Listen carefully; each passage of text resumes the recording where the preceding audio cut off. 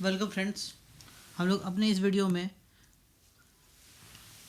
US military का जो attack हुआ था वेनेजुएला पे और उनके जो प्रेसिडेंट को किडनैप कर लिया गया उनके बेडरूम से, ठीक है, उसको टॉपिक को देखेंगे।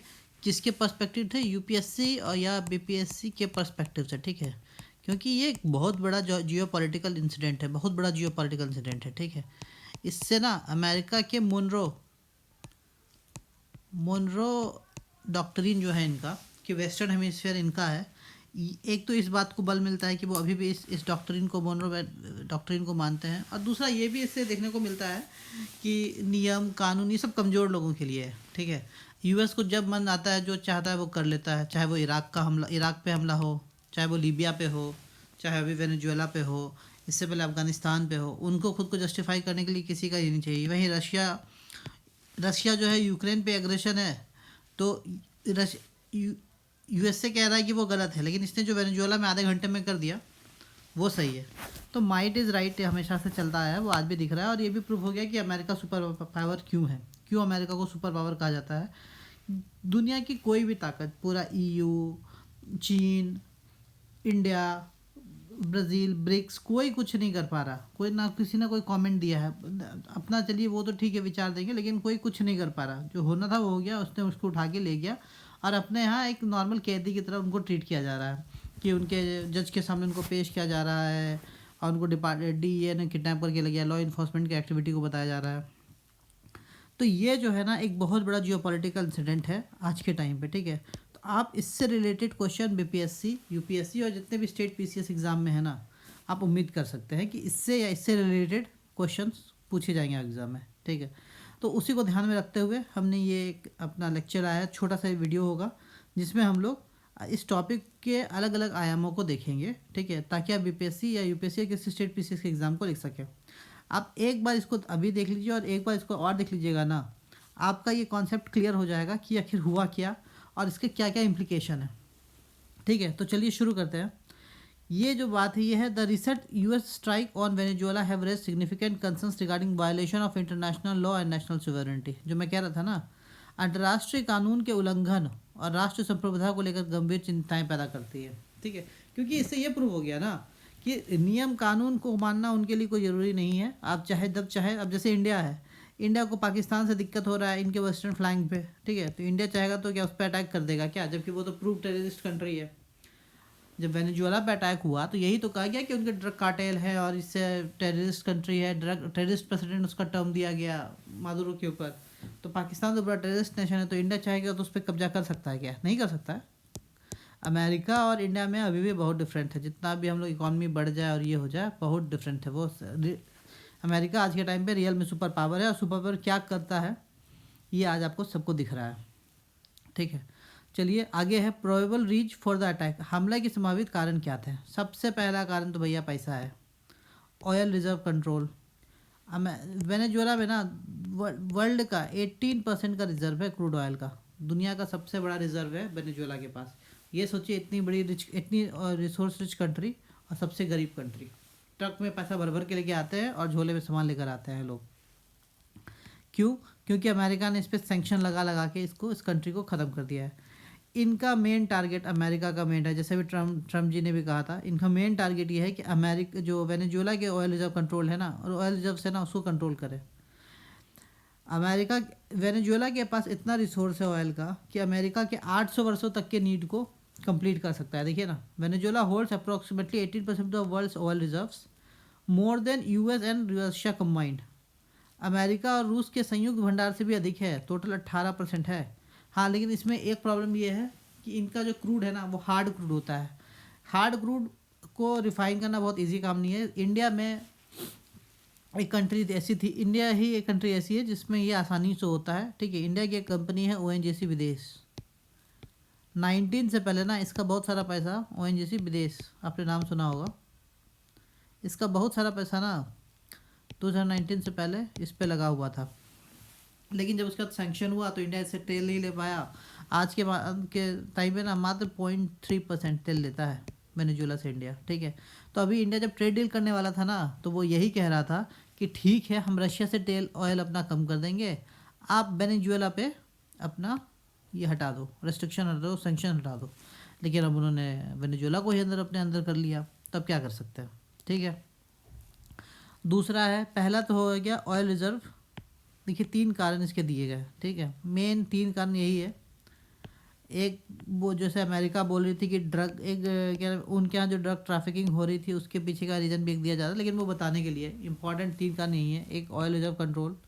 दूसरा, काउंटरिंग चाइना, चाइना को कंट्रोल। चाइना को काउंटरिंग करने का क्या मतलब है? चाइना आज के टाइम पे वेनेजुएला का सबसे बड़ा ऑयल परचेजर था।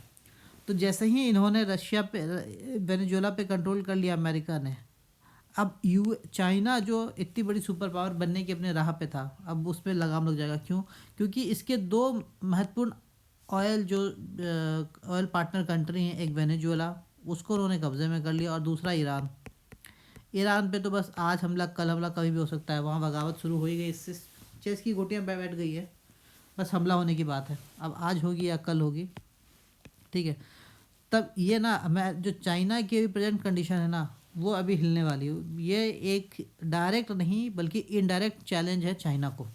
ठीक है, तीसरा, मोनरो डॉक्ट्रिन, जो मैंने आपको बताया। मोनरो डॉक्ट्रिन ये है ना कि अमेरिका के प्रेसिडेंट है एक मोनरो, 1823 में उन्होंने यूरोपियन कंट्रीज़ को कहा था कि जो वेस्टर्न हेमिस्फेयर है ना, वेस्टर्न हेमिस्फेयर मतलब नॉर्थ अमेरिका और साउथ अमेरिका मिला के, जिसको अमेरिकास कहते हैं, इस पे जो प्रभुत्व है वो यूएस का है। ठीक है, इस पे इनको ना कॉलोनी बनाने की, ये उस समय की बात है 1823 में, उस समय ना इनको यूरोपियन कंट्री को ना कॉलोनी बनाने का अधिक बोला गया कि आप अगर इस पर कॉलोनी बनाते हैं या कुछ भी करते हैं तो डायरेक्ट चैलेंज अमेरिका को होगा, इसलिए आप इधर नहीं आइएगा, हम लोग अटलांटिक के इस साइड नहीं आएंगे, आप इधर कुछ नहीं कर सकते, इधर कुछ हमला। तो इस पे पूरा प्रभुत्व अमेरिका अपना दिखाता है। यही है Monroe doctrine. The US justified the operation as consistent with Monroe doctrine asserting its right to intervene in the western hemisphere. जो पश्चिमी गोलार्ध, मोनरो सिद्धांत को अनुरूप बताते हुए उचित ठहराया, जो पश्चिमी गोलार्ध में हस्तक्षेप करने के अधिकार को की दावा करता है। ठीक है, अब ये तो इसके 3 कारण हो गए। इसके अलावा एक ड्रग का, जो मैंने आपको बताया कि एक ड्रग को भी रीजन दिया जाता था। दूसरा एक सबसे बड़ा रीजन था ना, माइग्रेशन। जो मादुरो था ना, ये एक डिक्टेटर था, ये तो आपको पता है, ये डिक्टेटर था, और कहा भी गया कि इसने चुनाव में धांधली करके ये जीत गया। इसके कारण ना करीबन 80 लाख लोग, करीबन 2.5 करोड़ लोग रहते हैं वहाँ पे मोटा मोटी, और 80 लाख लोग ना क्या हो गए, यहाँ से माइग्रेट कर गए। और माइग्रेट करके कहाँ गए? अमेरिका गए, या नॉर्थ अमेरिका, कनाडा गए, तो दूसरी कंट्री में। तो एक माइग्रेशन को भी बहुत बड़ा इशू बताया जाए, मतलब एक रीज़न दिया गया है कि माइग्रेशन और ड्रग, ये जो मेन अमेरिका ये 2 रीजन बता रहा है, इसी कारण उन्होंने हमला किया है। और हमला इसलिए नहीं किया है, उन्होंने बस उस शासन को हटा के, मादुरो को हटा के, वहाँ पे एक दूसरी इलेक्शन कर, वहाँ पे एक क्या नाम, फ्री एंड फेयर इलेक्शन कराने की बात है। लेकिन फ्री एंड फेयर इलेक्शन कहाँ होता है? आज तक वो इराक में नहीं करा पाए। इराक में सद्दाम हुसैन को क्यों मारा, किसी को नहीं पता। ठीक है, अब global impact on trade, security and arm race, इसका व्यापार, सुरक्षा और शास्त्र के दौर पर व्यवसायिक प्रभाव होगा। क्या कहते हैं? देखिए, शस्त्र का दौर, शस्त्र दौड़ या आर्म रेस जो कहते हैं। देखिए क्या है, अमेरिका वेनेजुएला पे आक्रमण कर दिया। ठीक है, तो अमेरिका चाहे तो नॉर्थ कोरिया पे आक्रमण कर सकता है, जो जिसको ये दुश्मन बताता है, लेकिन क्यों नहीं कर रहा? इसीलिए नहीं कर रहा क्योंकि नॉर्थ कोरिया के पास है एटम बम। ठीक है, इसके कारण इनको डर है कि इसका कहीं उनको खामियाजा न भुगतना पड़ जाए। तो अब जितनी भी छोटी कंट्री है, या जहाँ भी जिस भी कंट्रीज में डिक्टेटरशिप है, ठीक है, वो क्या सोचेगी कि भाई सुरक्षा के लिए क्या ले लो, किसी तरीके से अगर हमें एटम बॉम्ब मिल गया तो हम हमेशा के लिए इस तरह के अटैक से तो सुरक्षित हो जाएंगे। ठीक है, तो ये एक आर्म रेस को तो बढ़ावा देगा ही, पहली बात। दूसरा, व्यापार। व्यापार पे क्या है ना कि अंतर्राष्ट्रीय कानून अब कोई मतलब नहीं रखता। अब बस ये है, माइट इज़ राइट की बात है। अमेरिका अब जो है, अब जैसे वेनेजुएला को कंट्रोल करते ही क्रूड ऑयल के प्राइस को ये कंट्रोल करना शुरू कर देगा। ठीक है, अभी देखा कि 60% $60 प्रति बैरल पहुंच गया क्रूड ऑयल। ठीक है, अमेरिका का मार्केट फिर सुरक्षित हो गया, अमेरिका अपना फ्यूचर सिक्योर कर लिया। ठीक है, इसी तरह भी इनका टारगेट जो है, ग्रीनलैंड पे भी टारगेट बना रखा है, क्योंकि वहाँ के जो नेचुरल रिसोर्स है उस पर आक्रमण कर सके, उसको अपने अंदर कर सके। और जो चाइना पे डिपेंडेंसी है ना रेयर अर्थ मेटल के लिए, उसको कम करने के लिए इनको ग्रीनलैंड चाहिए। तभी डोनाल्ड ट्रंप ने कहा था कि ग्रीनलैंड इनकी नेशनल सिक्योरिटी के लिए इम्पोर्टेंट है। ठीक है, इंडिया के भी नेशनल सिक्योरिटी के लिए इम्पोर्टेंट है कि पाकिस्तान ना रहे या पाकिस्तान अपने अंदर हो जाए, या फिर पीओके जो है इंडिया के अंदर हो जाए और इंडिया और अफ़गानिस्तान का सीमा मिल जाए, ताकि इंडिया से गुजरात से ट्रेन शुरू हो और जाके लंदन या एम्स्टर्डम में आके रुकेगी। अगर पाकिस्तान ना हो तो इंडिया कर सकता है क्या, बताइए। तो पहला तो है हम लोग जो ये देख रहे हैं, erosion of international law. Pakistan को छोड़िए, बांग्लादेश को देखिए, 2 जगह चिकन नेक इंडिया काट सकता है, कर दे क्या, नहीं कर सकता ना, पूरा कम्युनिटी उठ के आ जाएगा। अमेरिका को कोई कुछ नहीं बोलने वाला। Global impact on trade security and arms, चलिए यहाँ देखते हैं। इरोजन ऑफ इंटरनेशनल लॉ, अंतर्राष्ट्रीय कानून का क्षरण हो गया। एक पक्षीय कार्रवाई संयुक्त राष्ट्र सुरक्षा परिषद की अनदेखी करती है, जिससे वैश्विक सामूहिक सुरक्षा ढांचा कमजोर होता है। ठीक है, फिर standing of anti US blocks. Anti US block का कैसे मजबूत होगा, क्योंकि जितने भी चाइना, रशिया और जितने भी सोशलिस्ट, ईरान, ठीक है, ये कंट्री सोचें कि भाई अब हमें एक होना पड़ेगा। ठीक है, इसका हम कुछ नहीं कर सकते। आप ये सोचिए, आधे घंटे में 30 मिनट्स में ये उठाकर ले आए, इजी बात नहीं है। अमेरिका विरोधी गुटों क्या सुधरेगा, इस तरह के हस्तक्षेप लक्षित देशों को चीन और रूस जैसे प्रतिद्वंदियों को करीब धकेलते हैं, जिससे वैश्विक शक्ति ध्रुवीकरण तेज होता है। रीजनल इंस्टेबिलिटी, इससे क्या होता है, क्षेत्रीय अस्थिरता भी हो रही है। अब देखिए इंडिया के लिए क्या लेसन है इसमें, इंडिया के लिए इस पर क्या लेसन है।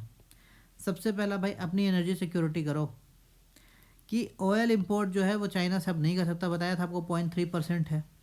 तो लेकिन हाँ, इसमें इंडिया को एक फ़ायदा ये है ना कि जैसे ही अमेरिका इस पर कंट्रोल कर लिया है तो अमेरिकन सैंक्शन हटेंगे, तो अमेरिका के जो ओएनजीसी विदेश के जो $1 बिलियन इस पर जो रुके हुए हैं, और भी जो पैसा रुका हुआ है या जो सैंक्शन है वो हटेगा, और रशियन इंपोर्ट को की जगह पे इंडिया वेनेजुएला से इंपोर्ट ले सकेगा। ठीक है, दूसरा स्ट्रेटेजिक ऑटोनॉमी, रणनीतिक स्वायत्ता। इन भारत को अपनी संप्रभुता की रक्षा करनी चाहिए और ऐसे समझौते से बचना चाहिए जो उसे भू राजनीतिक दबाव के प्रति संवेदनशील बनाते हैं।